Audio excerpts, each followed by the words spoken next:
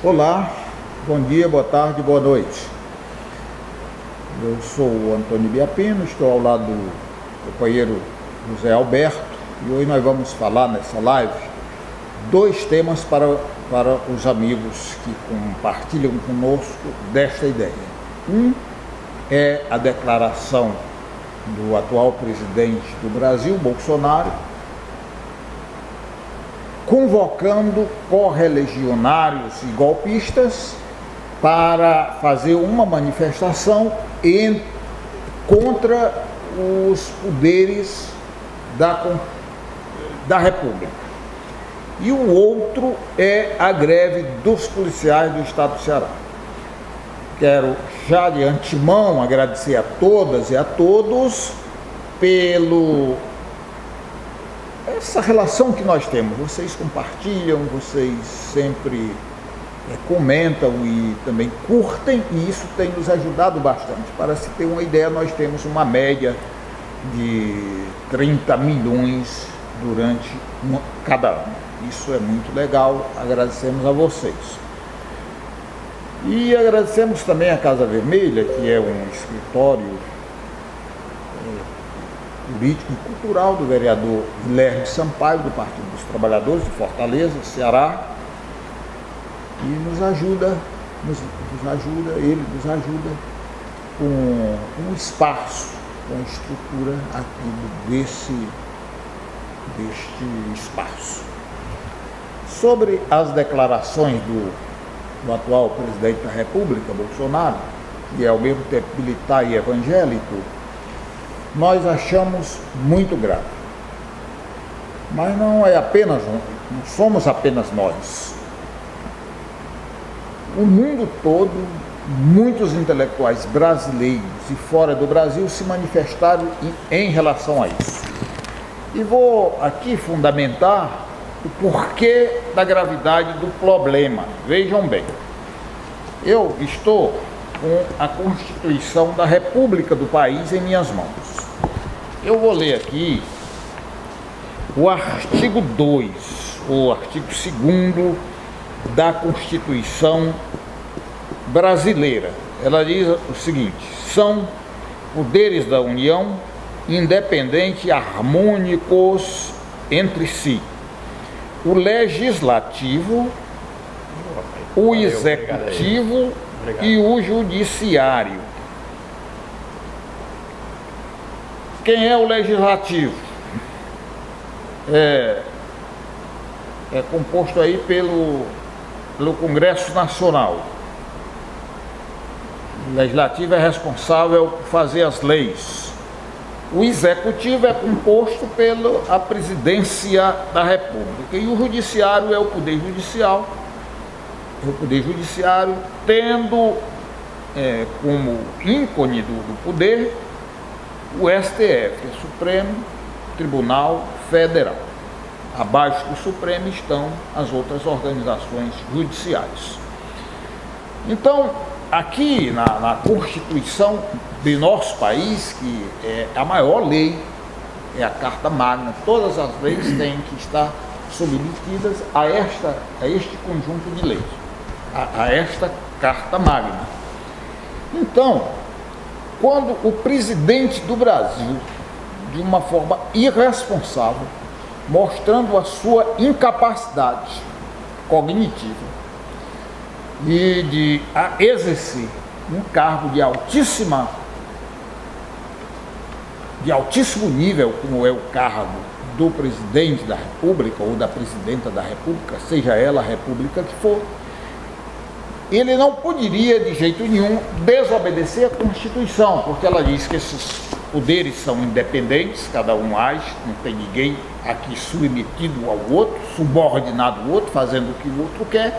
Entretanto, tem que ser harmônico, todos eles têm que estar ligados, ou seja, em consonância com a Constituição do Brasil. Aí o que faz o Bolsonaro? Ele convoca manifestação de golpistas, de indoutos, para fazer manifestação contra os outros poderes. Então, cadê a independência e cadê a harmonia? E mais, o Bolsonaro coloca a República em risco. Primeiro, porque pode haver um confronto muito grande entre forças que respeitam a democracia e as instituições democráticas e os golpistas do lado dele que não respeitam ninguém. Como disse, por exemplo, o decano do Supremo Tribunal Federal de Justiça do Brasil, Aurélio de Mello, que o presidente da República pode muito, Zé Alberto, mas não pode tudo. Ninguém pode tudo. Por exemplo, vamos imaginar um homem muito forte, desses boxeadores, por exemplo. Vamos lembrar aqui a figura do Mike Tyson, que é um homem realmente muito forte, muito musculoso. Um homem desse, por exemplo, se ele pegar uma mulher magrinha, delgadazinha, como se diz no espanhol, sem músculo, sem força e sem técnica para lutar, ele pode matar em 2 minutos essa mulher. Ele pode, mas ele não pode tudo, porque ele está submetido à lei. A lei não permite que ele faça isso. Que ninguém bata em ninguém, mate ninguém, violente ninguém. E principalmente um homem contra uma mulher. Portanto, pela força, o Mike Tyson teria poder para me destruir, para destruir você e para destruir qualquer mulher. Mas acima dele está a lei. É como o presidente da República. Ele pode muito, mas não pode tudo, porque ele está submetido à lei. Portanto, Jair Bolsonaro é um criminoso. Ele está promovendo a desordem no Brasil. Com a desordem que ele está promovendo, muitos países e muitos empresários vão deixar de fazer negócio aqui, porque aqui não tem segurança jurídica e o presidente se comporta como um moleque. Não se comporta à altura do cargo que ele está exercendo. De modo que é um perigo e é um desrespeito. E é, sobretudo, um crime de responsabilidade. Ele pode ser impedido de governar o Brasil em virtude desse crime de responsabilidade que ele cometeu, um ato translocado de um idiota que não é capaz de dirigir um país como o Brasil. Meu amigo Zé Alberto, meu camarada, se precisar da Constituição, está aqui. Estamos aqui. Meu camarada Biapino, rapaz, você... aliás, boa tarde aí, bom dia, boa tarde, boa noite a todos os internautas que nos escutam nesse momento, né? Biapino, você fez uma colocação assim, como é que eu podia dizer assim, bastante real do que está acontecendo no nosso país, né? Um presidente da República que devia zelar pela lei maior do país, pela lei, Constituição é a lei maior do país, é a lei magna do país, tudo se submete a esta lei, tá certo? Ele está ferindo a lei, né? Ele está ferindo a lei. Eu questiono aqui, Biapinos, onde é que está o Ministério Público? Onde é que está o STF? Que nesse momento, que ele tem o poder dele como preservador da lei, fiscalizador da Constituição. Ele tem essa obrigação e tem esse poder de exercer o cumprimento da Constituição. Eles estão calados.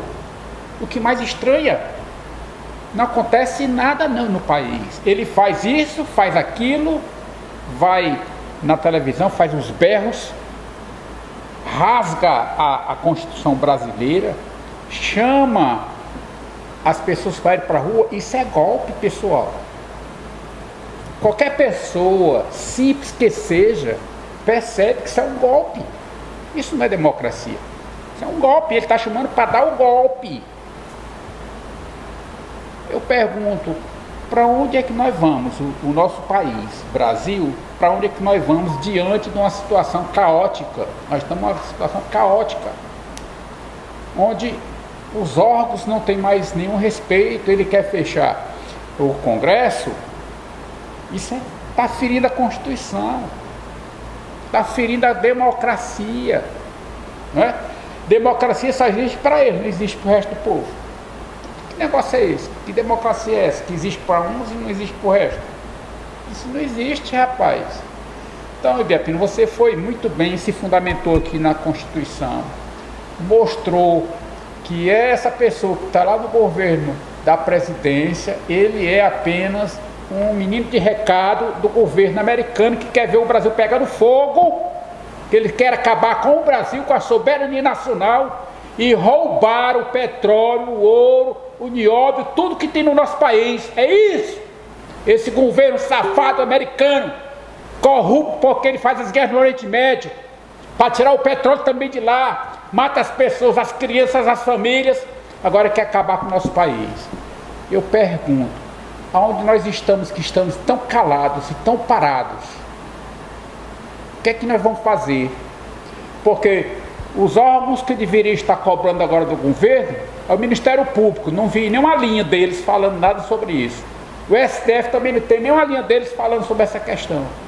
E o Exército também está calado. Eu imagino aqui para nossos companheiros que nos escutam nesse momento, se o presidente da República fosse uma pessoa de esquerda, não precisa ser o Lula não, fosse uma pessoa de esquerda, você acha que ele estaria hora dessa? Possivelmente preso. Preso. Com certeza. Com certeza. É lamentável que os nossos poderes constitucionais da justiça estejam se submetendo a uma situação dessa no nosso país, ao nosso povo. Porque nós já perdemos a nossa soberania. Tem muita pouca coisa ainda, mas já perdemos. Entregamos o nosso petróleo para as empresas estrangeiras. O nosso petróleo não é mais refinado no Brasil, é refinado lá nos Estados Unidos, por isso que ela é R$5 o litro. Tá certo? Quando na época do Lula era R$2,80. Aí foram lá reclamar, até apareceu uma doida lá no meio do posto, lá dizendo que ninguém botasse gasolina, que estava muito caro. Agora, cadê ela? Já é só uma correção, não era nem do Lula, foi agora, recente, a Dilma. Da Dilma, né? Tem razão. Vou corrigindo, obrigado pela correção. Então, ela foi lá no posto de gasolina, gritou lá os berros para ninguém botar, abastecer. Agora, cadê? Cadê os paneleiros que diziam que o Brasil ia melhorar? Que o PT está acabando com o Brasil? Cadê os paneleiros? Cadê os verde e amarelo com as camisas da CBF? Né? O dólar era 1,80, né, naquela época? Pois é, nós já estamos hoje. O dólar hoje aqui agora, nesse momento aqui, eu acabei de pegar a informação ali, está mais de 4,60 centavos um dólar, né? Agora, como disse o... Isso quer dizer o seguinte, se eu for importar, trazer dos Estados Unidos, por exemplo, essa xícara, eu sou comerciante, aí eu vou comprar 100 xícaras dessas, 1000 xícaras. Digamos que seja $1 uma xícara. Vamos dizer que seja $1.000. Eu tenho que mandar para lá R$4.600. R$4.600 e 65 centavos por cada xícara. É. Aí a nossa economia aguenta. Paneleiras e paneleiros, reflitam sobre isso. Né? Muito bem, a comparação aí que você fez aí foi beleza mesmo. Dá para a pessoa entender dentro da nossa casa as pessoas lá. O Guedes está sumido, o Guedes, não fala mais nada. Falou aquela besteira da empregada, que a empregada ia para Disney e agora não vai mais. Agora eu pergunto, será que a classe média vai também? Ou deixou de ir? Porque com o dólar desse preço aqui, não tem nem classe média indo para lá, meu camarada. Aliás, eu tentei sempre levantar essa questão aqui, sabe? Que a classe média pensa que é rica e aí quer fazer tudo e fica pisando na cabeça dos mais pobres, dos mais simples. Classe média assalariado, tem um salário bom? Tem, mas na hora que ela perdeu o emprego dela lá, será que ela vai manter o padrão de vida que ela tinha antes? Porque emprego para ela ter depois não vai ter não, porque os empregos estão se desmanchando, estão se acabando, está aumentando o emprego no Brasil, tá certo? E isso me coloca aqui uma situação da seguinte forma: o Bolsonaro, ele está perdido, né? Ele está perdido no espaço, eu diria assim. Se a gente fosse fazer um filme, acho que o título seria esse, Perdido no Espaço, né? O cara não tem mais nada o que fazer, porque não sabe o que fazer, ele não tem proposta de melhoria nenhum para o país. Até hoje, tem 1 ano e 2 meses de governo, nós saímos de uma situação difícil com o Temer e estamos numa situação pior do que com o Temer. Ou seja, o governo de Bolsonaro, eu poder fazer uma comparação bem grotesca aí, é o Titanic, que vem e vai afundando, uma hora ele desaparece e vai ficar debaixo d'água e o povo vai ficar, vamos dizer assim, sem nenhum recurso para sobreviver, porque nós já não temos mais aposentadoria, nós não temos mais o FGTS, não temos mais 13º, não temos mais férias, não tem mais emprego, não tem mais carteira assinada, não tem mais nada. O trabalhador vai para onde? Quem produz a riqueza é o trabalhador, pessoal. Você acha que o dono da Brastemp faz algum parafuso por acaso para estar lá na macadeira? Faz não. O trabalhador é que faz e monta e ele fica com lucro. Ele só faz uma migalhazinha para o trabalhador para dar o salário, mas o grosso, que é o lucro, vai para o bolso da empresa, que ele deposita lá no banco e o banqueiro vai ganhar dinheiro também. E o trabalhador continua pobre, lascado e faminto. Então chegou um ponto onde nós, brasileiros, não podemos mais suportar esse tipo de atitude. Esse presidente, ele tem que ser afastado, processado e preso, porque ele é um lesa-pátria, está acabando com o nosso país, tirando as nossas riquezas, tirando as nossas, vamos dizer assim, oportunidades. Como é que serão nossos filhos, nossos netos amanhã? Não tem mais emprego, não tem mais oportunidade e vão virar o quê? Bandido? Traficante? É isso que está acontecendo. Possivelmente. Tá? É isso que está acontecendo. O povo tem que levantar a cabeça. E eu queria, só para fechar esse ponto aqui, eu queria dizer assim, porque é muito comum, Biapino, o povo dizer assim, que tem esse negócio agora de fechar o Congresso, tá certo? Congresso, porque lá só tem ladrão, que lá não sei o que, papapá. Aí a maioria do povo brasileiro, coincidentemente, vai dizer para o Bolsonaro que ele quer fechar o Congresso, porque só tem ladrão, tem que acabar com lá. Aí eu pergunto, se fechar o Congresso, quem vai administrar esse país aqui? Na força, na bala, na arma, para dizer que como é que ele quer fazer? Não é que eu esteja defendendo os que estão lá não, estou defendendo o Congresso. Agora, nós brasileiros, é que na hora da gente escolher os nossos deputados, os nossos senadores, nós temos que saber quem é que nós estamos botando lá, porque a pessoa bota o dedo lá só tem ladrão, mas quem botou o povo lá ladrão, os deputados ladrão, foi o povo que votou. Eu pergunto, você conheceu o seu deputado que você votou nele? Você foi buscar as informações, se ele estava realmente fazendo o melhor para o país, o melhor para o povo, o melhor para os trabalhadores? Você votou no cara porque arranjou uma vaguinha no hospital para internar teu tio, né? O cara pagou tua água da CAGES, que veio muito caro agora, da água, da luz. Aí o cara pagou, aí tu voltou nele porque ele pagou. Ó, se ele pagou uma água para você, pagou uma luz, ele tirou esse dinheiro da onde? Do bolso dele? Não foi. Ele está tirando de algum canto esse dinheiro para poder ter dinheiro sobrando para pagar o que tu era para ter pago por você. Então não é só nós queremos, nós queremos cidadania, respeito, você ter um salário digno para você poder se manter com sua família. Isso nós queremos, né? No Japão, ninguém dá gorjeta lá não. No Japão não tem gorjeta não. Sabe como é que o japonês pega na cédula? Tu pensa que ele dá cédula assim? Não.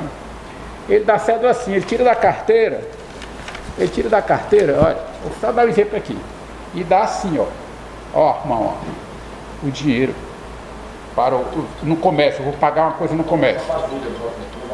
Também tem uns que tem vasilha também, que você bota o dedo na vasilha, né? Mas é assim, Biapino, ó, para você não ir com aquela coisa escondida na mão, para o cara achar que você está dando uma gorjeta para ele, tá certo? Então é isso aí, meu camarada. Bom, eu acho que em relação a esse assunto, eu vou fazer um pequeno comentário. O campo socialista fez, ainda em 2018, um curso de formação. Eu dei aquilo depois. E esse curso de formação, um dos temas era o golpe e o fascismo.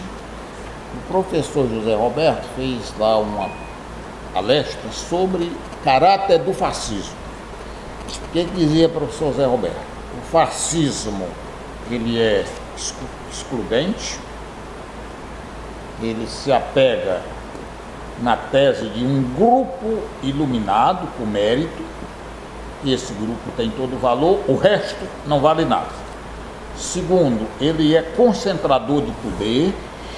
E terceiro, os governos fascistas têm que estar rodeados de polícia, porque representa força. É claro, tem arma, representa força.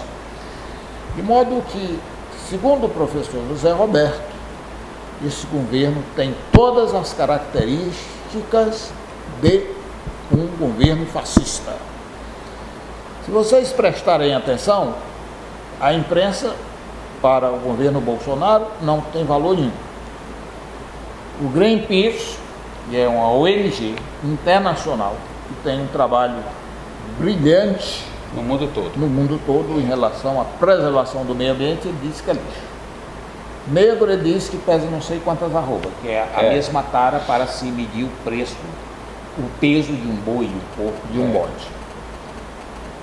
Com relação à mulher, ele disse que tinha tido, parece, 3 filhos, e numa fraquejada teve uma mulher. Em relação à Greta,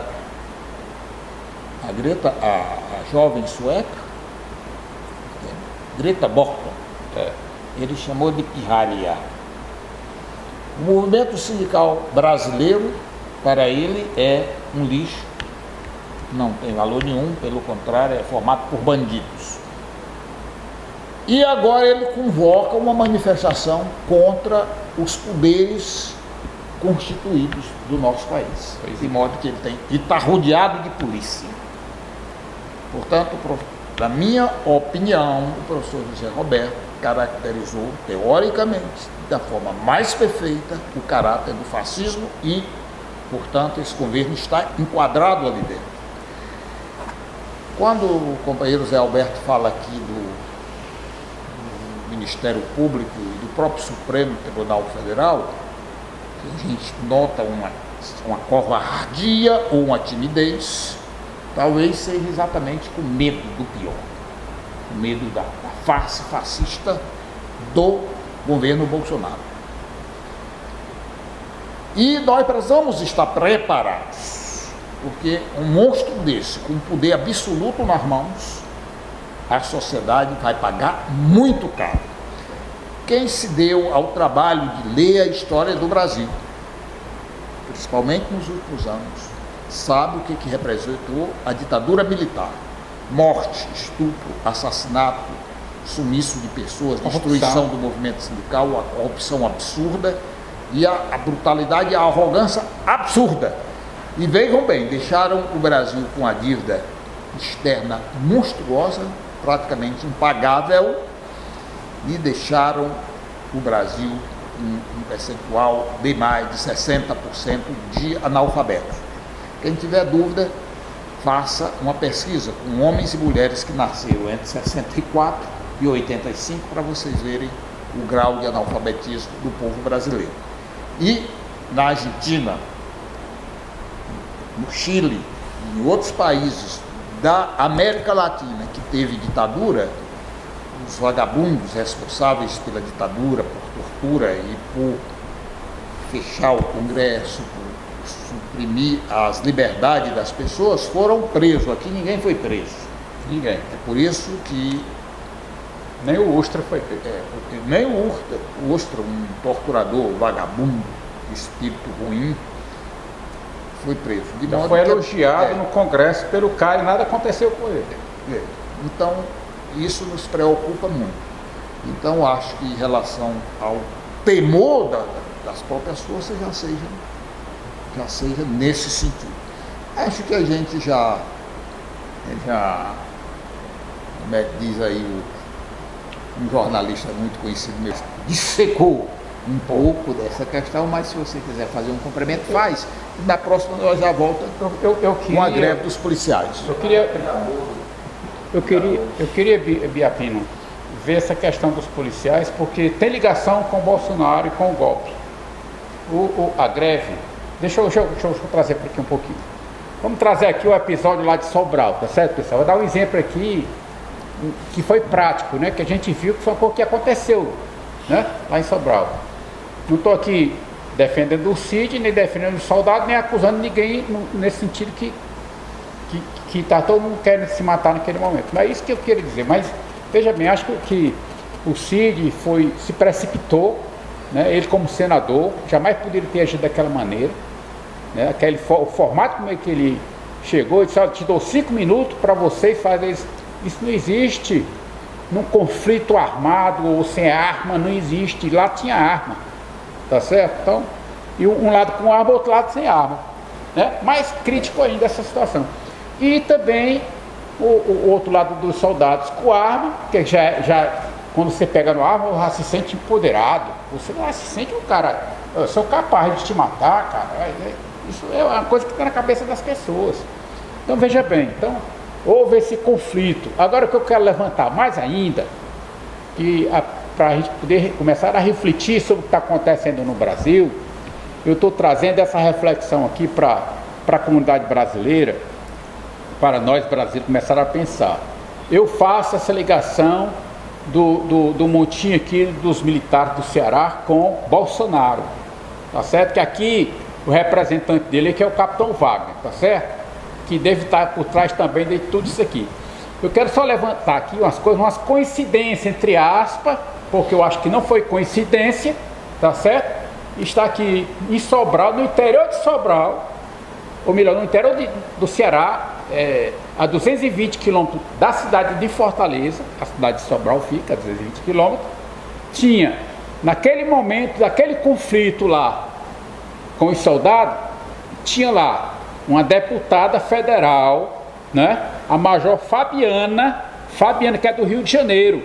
Você não acha que é coincidência estar aqui no Ceará? Uma pessoa, deputada federal do Rio, está aqui no Ceará nesse momento do conflito?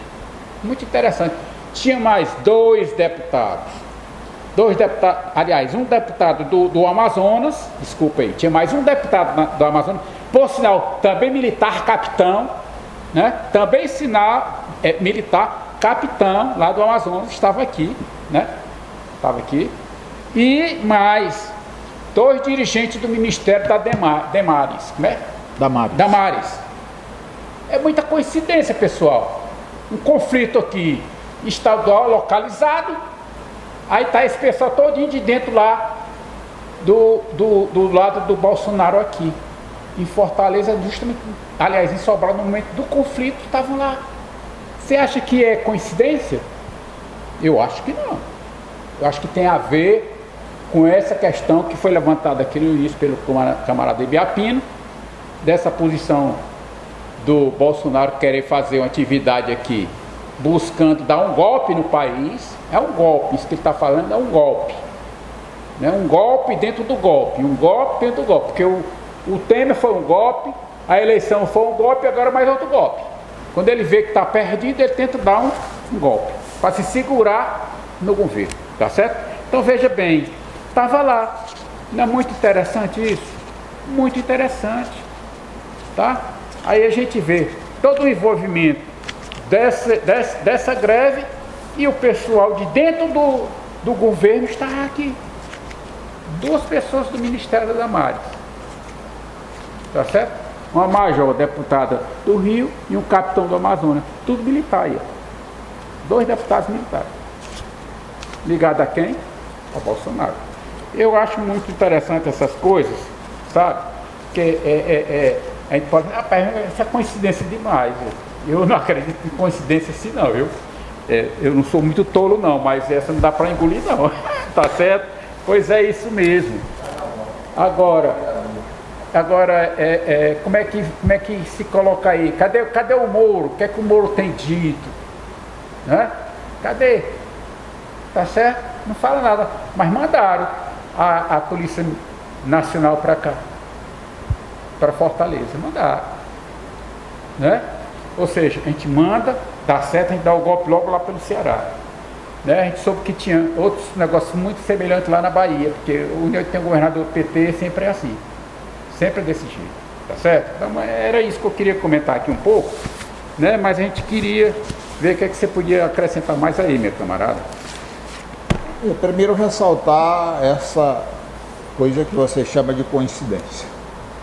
Uma pessoa de nível superior da polícia do Rio de Janeiro, de Sobral. Esse é um problema.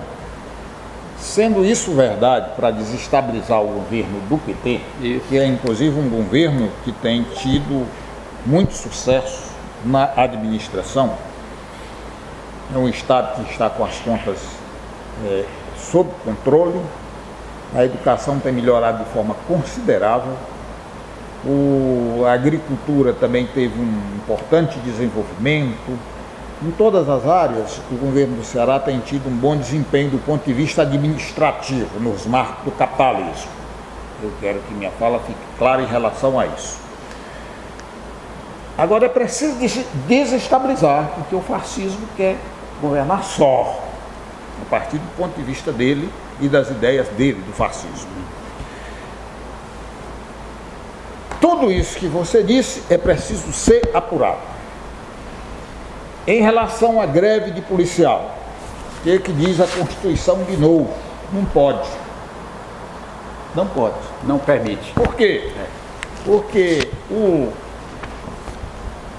a segurança pública é um serviço essencial, assim também como a saúde. Também não pode. Mas a polícia, ainda mais, tem vários pontos nas leis, porque são grupos armados, são grupos que têm força, são grupos que têm ideologia e são vários motivos. De modo que eles estão ferindo a Constituição. Entretanto, eu, como sabem, sou sindicalista, acho que todas as categorias precisam reivindicar seus direitos. Agora, reivindicar direito dentro da lei ou dentro do possível é uma coisa, e fazer motim, como é? É motim mesmo. Motim, né? É motim, é outra coisa. E a polícia do Ceará foi longe demais. O capitão Wagner, na última greve que fez, ele no Ceará fez, aqui em Fortaleza, ele fez o seguinte: primeiro, prendeu as viaturas que não são dele, são do Estado, conseguinte do povo, e depois carro de polícia, moto de polícia aqui do centro, fazendo arrastão e assombrando o povo. Morreu uma senhora machucada. Num arrastão desse, dentro de uma loja, todo mundo correu, a pobre da senhora já idosa, foi correr, caiu e passaram por cima. Esse senhor não tem, acho que não tem 50 anos. Ele hoje é reformado. Por que se reforma tão cedo? Esse senhor não tem nada de serviço prestado para o Ceará nem para o Brasil. Entretanto, esse senhor usa o que ele faz para se eleger, como tem conseguido. A sociedade cearense tem que refletir sobre isso. Olha, a mesma coisa que aconteceu em Fortaleza, aconteceu em Sobral, arrastão, obrigando os comerciantes a fechar as lojas. A greve é da polícia. Se quer fazer a greve com consciência e braços cruzados, faça. Agora, amedrontar e fazer terrorismo nas cidades, não pode. Isso é terrorismo. Tem que ser preso o delinquente que fez isso e tem que ser expulso da polícia. E quero, por último, sobre isso, dizer o seguinte: o salário de um policial no Ceará hoje é 2.200, com vale-refeição e com plano de saúde que eles têm, inclusive de forma especial, tem até um hospital particular.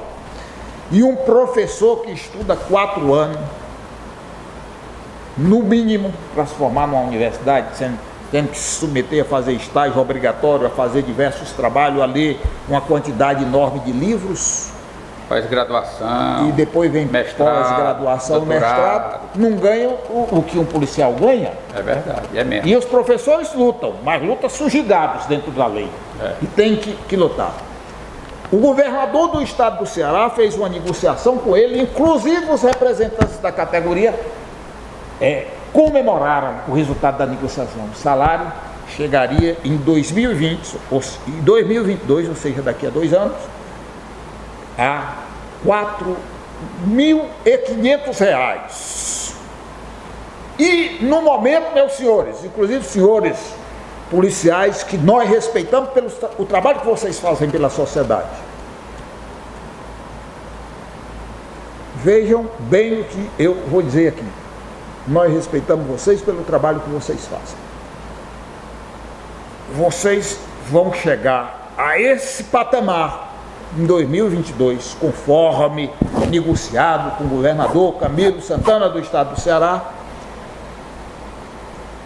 mesmo neste momento em que o país do seu Bolsonaro, com o voto dele no Congresso Nacional, congelou o dinheiro, a verba para a educação, para a saúde e por segurança por 20 anos. Então, é preciso refletir o que está acontecendo. Respeitar o direito dos policiais. Dentro da ordem, reivindicar salários, nós estamos de acordo. Agora, fazer terrorismo e usar uma greve dessa que é política, usar o poder de arma, em prol de manipuladores oportunistas que tem dentro do estado do Ceará, é um erro e a sociedade tem que condená-los.